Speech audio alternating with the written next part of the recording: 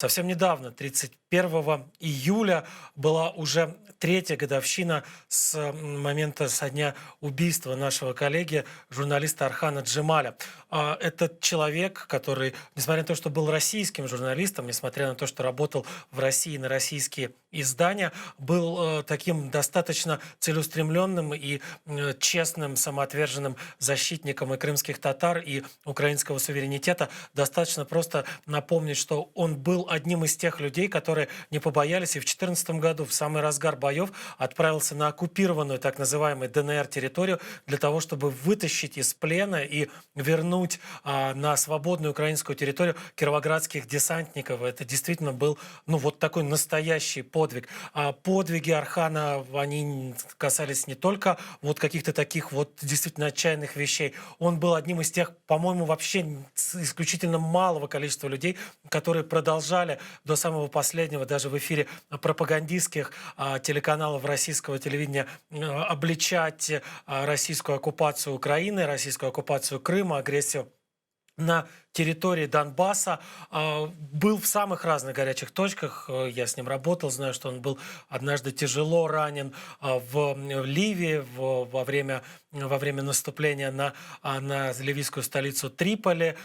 Был гостем, достаточно частым гостем телеканала АТР, помогал и моим коллегам, и у меня был в эфирах. Но вот сейчас, прежде чем перейти к другим историям, прежде чем перейти уже непосредственно к дайджесту, я хочу вам показать один короткий кусочек, наверное, самого последнего пребывания Архана Джемаля здесь, на телеканале АТР. Буквально за несколько месяцев до своей смерти он был в Киеве и пришел сюда, в эту студию, к моему коллеге Осману Пашаеву. Вот буквально короткий отрезочек попросил бы сейчас поставить этой программы, для того, чтобы было понятно, что за человеком был Архан Джемаль.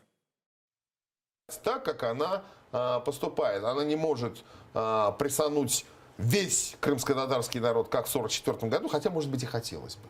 Хотелось бы. Может быть, и хотелось бы. Это неприятное этническое вкрапление в русском миру Крыма. Там, да, исторически вот так вот там обосновано. Тогда Россия... То есть, это очень большой скандал. Всех там не депортируешь. Нельзя там всех там татар загрузить на баржу, вывести в Черное море и затопить. Поэтому бьют по головам. Там, да. Кстати, это очень напоминает ту политику, которую Бирма проводит по отношению к Рохинья. Там, да, когда всякого человека, который в силу образованности, каких-то личностных качеств, собственной пассионарности чуть выше среднего уровня, чуть-чуть, его по тем или иным предлогам изымают из этого пространства, там, да, в каких случаях физически, там, посадили, убили, там, просто пропал, там, да, или там еще. Вот здесь Архан рассказывал как раз о действиях России в оккупированном Крыму. И просто вот чтобы было понятно, он напрямую сравнил, действия Российской Федерации, российских властей в Крыму с действиями властей Мьянмы или Бирмы по отношению к национальному меньшинству под названием рохинджи. То есть, по большому счету, прямым текстом обвинил российское руководство в осуществлении геноцида, в осуществлении целенаправленной такой охоты на заметных людей, на лидеров крымско-татарской общественной жизни, на лидеров культурной жизни, на тех людей, которых можно назвать какими-то такими значимыми, заметными в общественной жизни Крыма.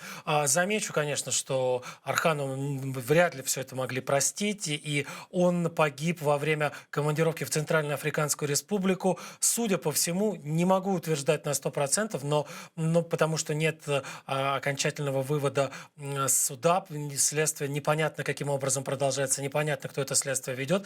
Был командирован Архан вместе со своими коллегами Александром Расторгуевым и Кириллом Радченко в Центральноафриканскую Республику для производства материала, для съемки фильма расследования о том, что же делает на территории этого африканского государства российская частная военная компания «Вагнер», знаменитая уже, наверное, на весь свет, наемники, которые в том числе очень активны до сих пор и в Центральноафриканской Республике.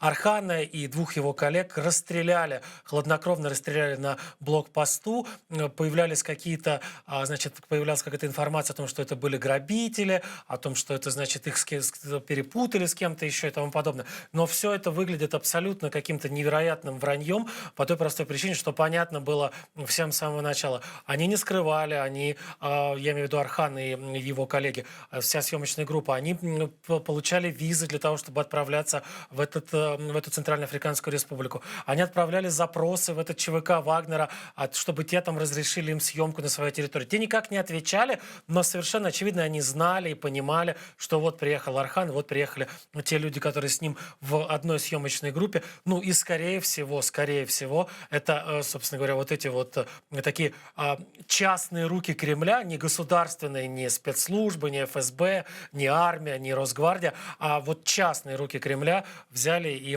расправились с Арханом и с его коллегами. Напомню, 3-я годовщина гибели Архана и Александра Рустаргуева и Кирилла Радченко была всего несколько дней назад, 31 июля.